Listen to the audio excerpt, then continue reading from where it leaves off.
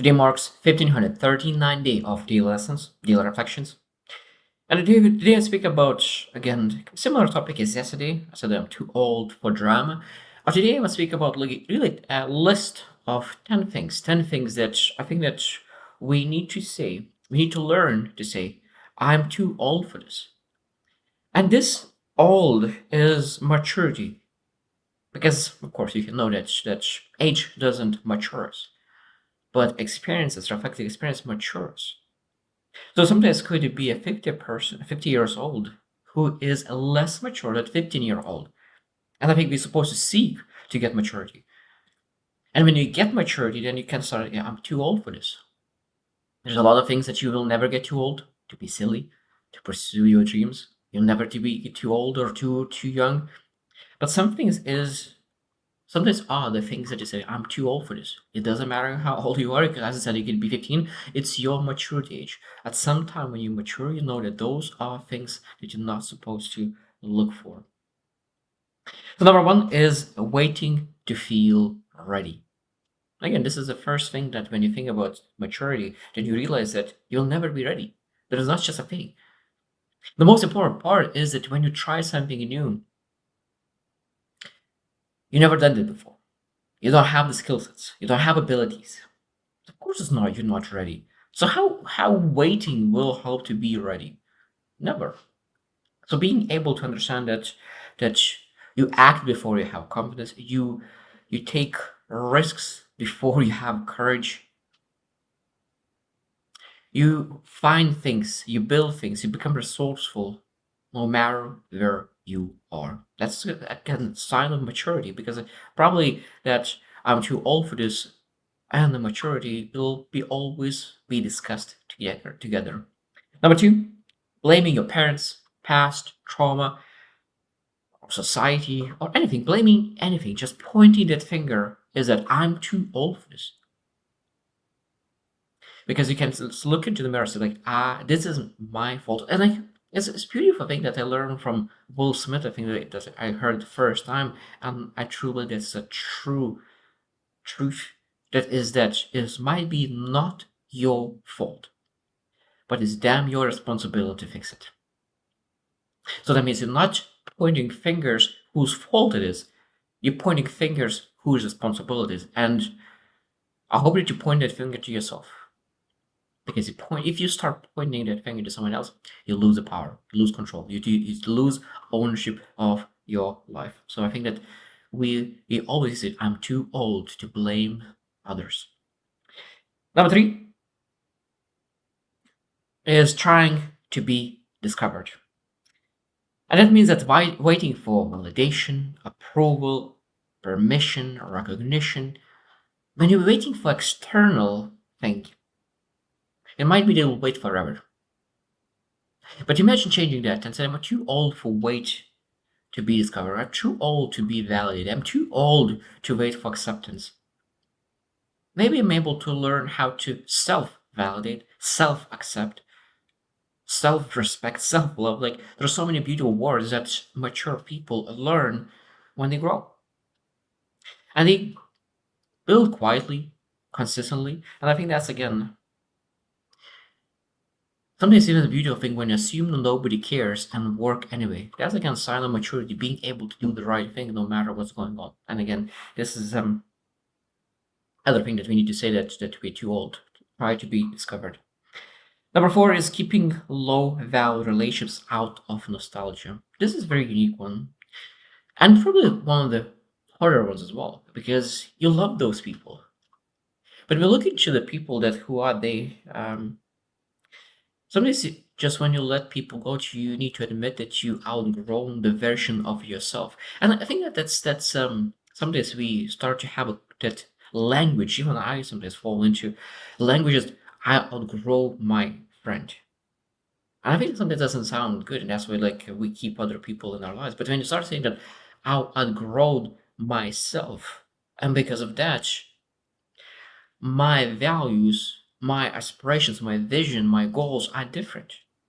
I think my goals are different than my friends. Maybe our connection is not as deep as it used to be. And being able to admit that maybe our connection, why we connected in the first place, now it's gone. And that's when you are mature. It's like I'm too old to keep low value relationships that was very strong and beautiful in the past that is not anymore. And then you look at relation that really has current impact, not the history, and that's a beautiful thing. Number five is looking for potential instead of results.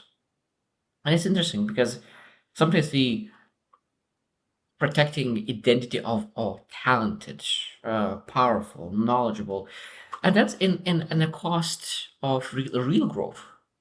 Because it's just to be seen smart, sometimes we really don't risk.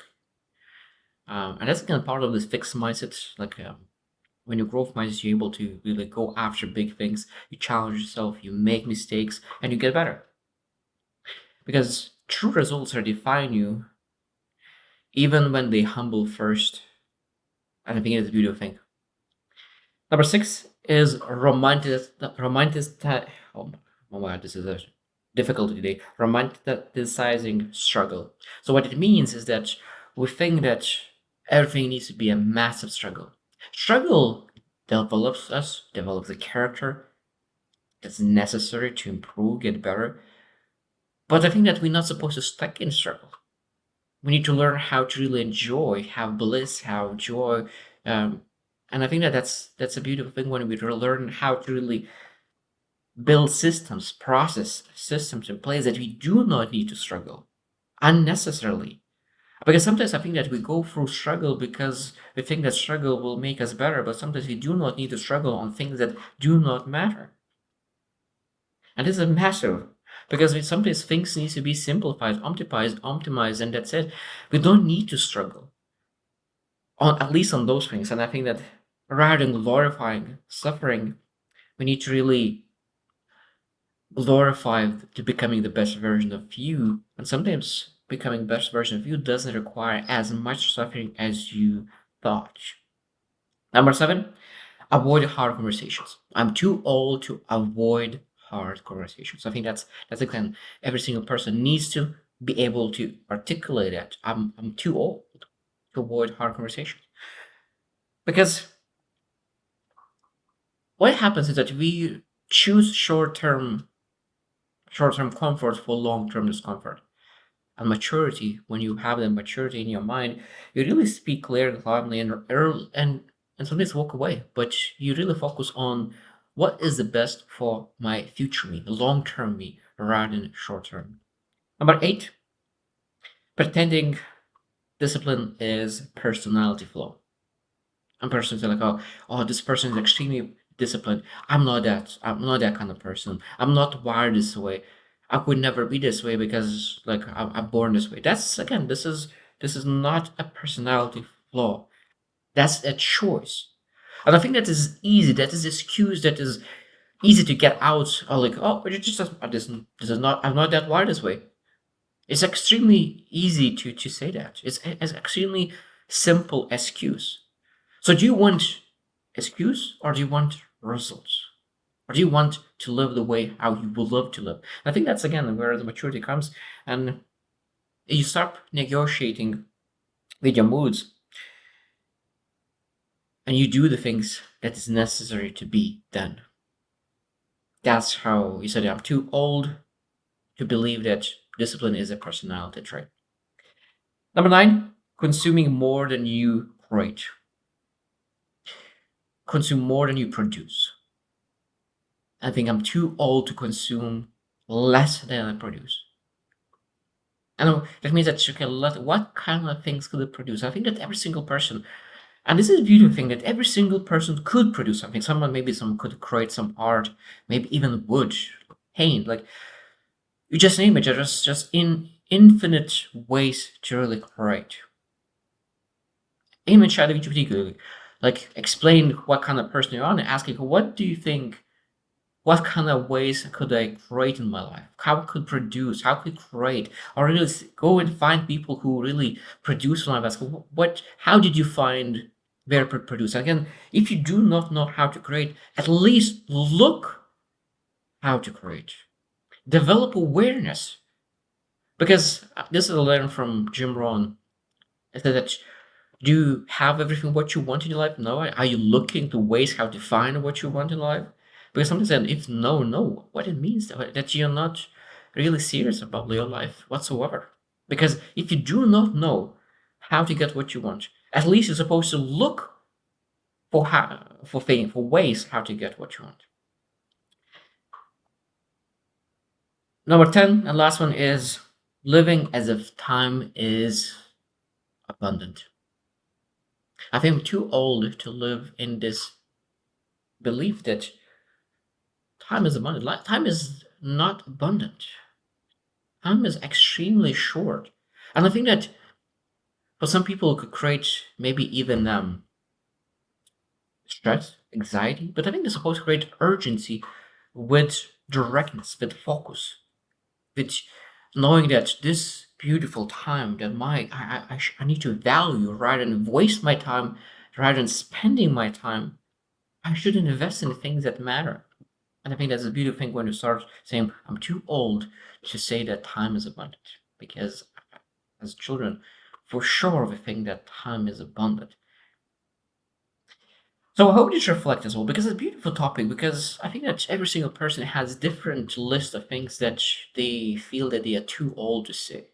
And I hope you maybe even write a comment when you'll find in a couple of years this video and write, what do you feel you are too old for? And I think that the most important part when I looked into all the 10 things that I mentioned, that we need to say that I'm no longer tolerating what drains my energy, because all those other things drains energy. And that means that's the most important part. I'm too old to allow things to drain my energy, because energy is the most important resource in life. So I hope you choose to win and see you tomorrow.